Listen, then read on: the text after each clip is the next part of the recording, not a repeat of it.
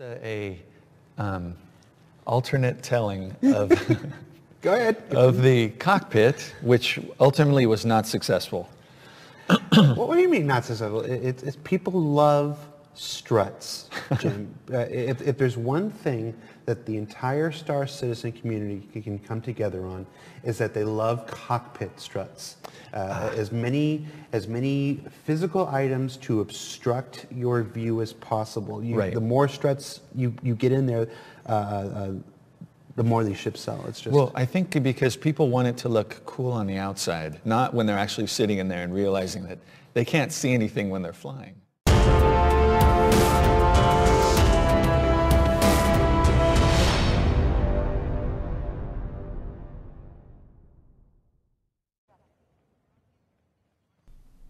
Hey everybody, this is Minion Soldier and this is Ship Updates.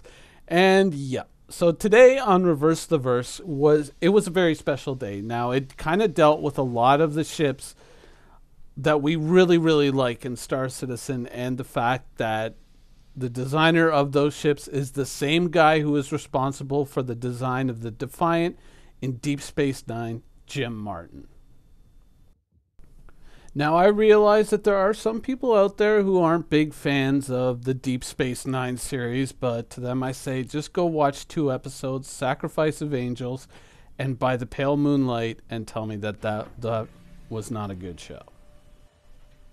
But in the end, yeah, RTV, very informative. You saw a lot of the early design that went into the Caterpillar. Obviously, the Drake Cutlass as well, which we are in right here. And you get to hear a lot of the backstory behind these ships. So I think it is something that is very much well worth the watch. Very much so. I cannot recommend it enough. But we're here. We got some ship news, so let's get started. Now, of course, the big information was visual. It was all the video footage that we got of the Reclaimer on Thursday, which was amazing. I've kind of taken the interview, chopped out all the talking, and just gone to just the straight visuals of the ship, because it looks just so absolutely amazing. There was so much that I liked about this ship, so much that was cool. I mean, the stains on the floor, I was like, at some point we can kind of scrub that up, right? That's just not static and going to be that way on every ship. You know, at some point we can kind of clean it up, maybe just a little bit here and there, but who knows?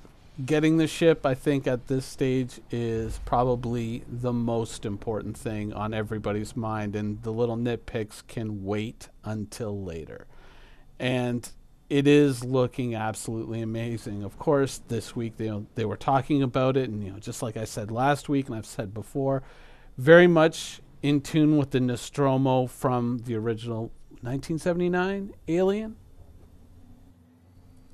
Now, we still don't have, as of the recording of this video, unless I've missed it, we still don't have a definitive release date on 3.1, though it is due this month, so chances are it's probably going to be right down to the wire, because, obviously the Reclaimer has been getting a lot of airtime, a lot of attention.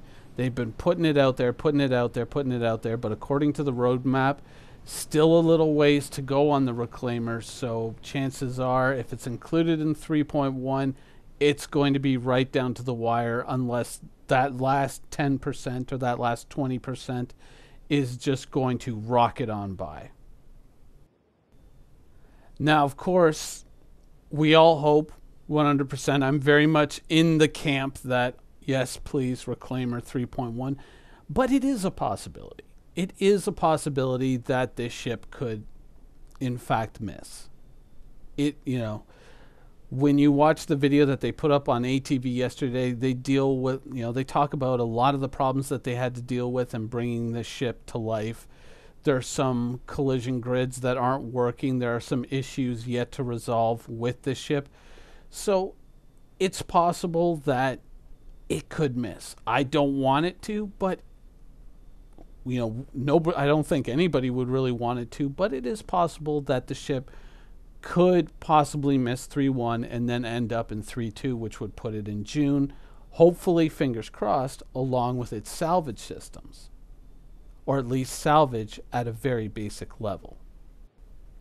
If it does miss, all that really means is, yeah, wait till June, but we are going to get a stronger, much more complete ship if we do get it at a later date, though obviously everybody, fingers crossed, that we are in fact going to get this ship before the end of the month.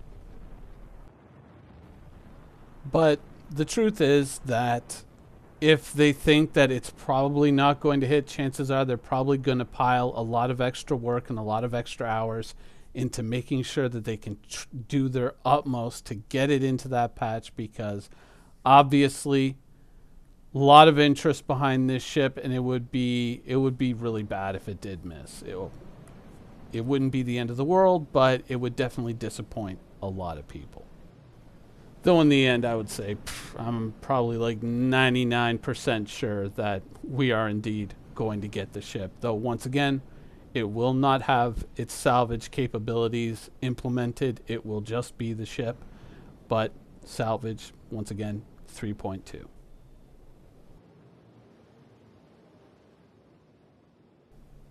Now, of course, the patch also includes the Miskraiser, the Tumbril Cyclone, the Aegis Terrapin.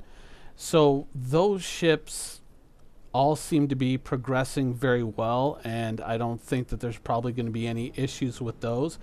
There was also the Nox-Q added last week. Now, some people might take that as an indication that, oh, well, they added the Nox-Q, so of course the Reclaimer's going to hit, because they wouldn't add another ship if, you know, they thought they were running behind on the Reclaimer. But, you know, different artists are working on different ships, so it's possible that another group can deliver on the Nox-Q while another group is working on the Reclaimer, and they may not be able to change seats and just say, oh, well, go work on the Reclaimer and make it go faster. So the Nox-Q looks very much like it's racing ahead to make it into the next patch. But the Reclaimer, pretty sure, but not 100%. That's me speaking. That's not CIG speaking. That's my own personal point of view on that. But in the footage of the Reclaimer, there was something that I think deserves a little bit of scrutiny. In the video footage, we finally got to see the pirates, well, maybe, and also the pilot's operating station. And here it is. I've kind of stretched this footage out because it was a very quick clip. And then there was another clip where they kind of showed it in operation when the ship was actually landing. And you can kind of see the view a little bit from here. That control panel looks pretty obstructive. Now, considering the footage that we have seen of it landing on rugged and uneven terrain, and even during yesterday's video where they're talking about having to adjust the landing gear to accommodate rugged and uneven terrain, this isn't a ship that's only meant to land at designated landing areas where auto landing is an option. Now, we've talked in other videos about additional landing tools that can make the job easier, but the control panels that we see, realistically, I mean, we talked about it yesterday, they're not really that necessary. And I mean, the claw operator, as we saw in the video, doesn't require any of that. He has two little flip panels that come out from the side, and that's it. Otherwise, he has a clear view of where he has to work, and I would argue that the pilot needs the same thing.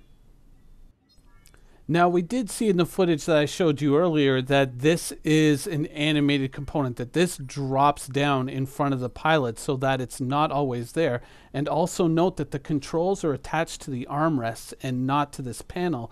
So realistically, this is something that you may not actually need to fly the ship. Now, perhaps they can create an option where people can simply say, you know what, I have a different package on my ship, so I can just not have that panel in the way or not have it come down, and I can just fly with controls and whatever readouts fed directly into my helmet.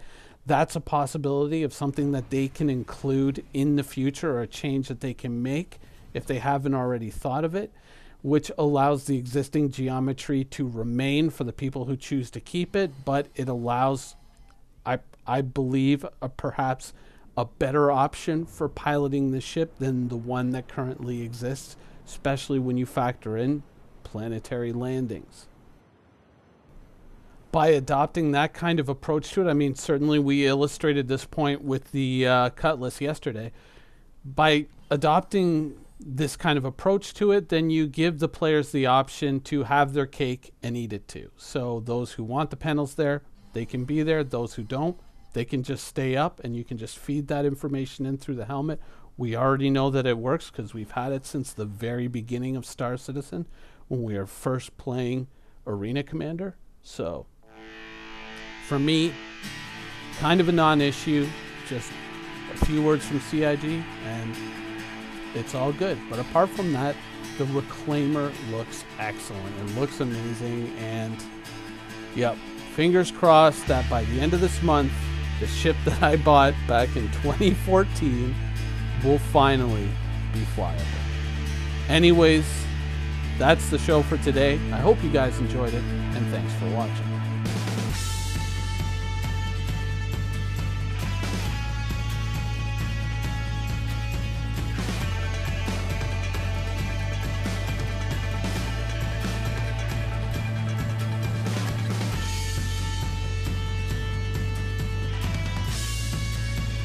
Thank you for watching. So if you want to keep up with the latest and greatest in Star Citizen and Squadron 42's development, please follow us on our social media channels. See you soon.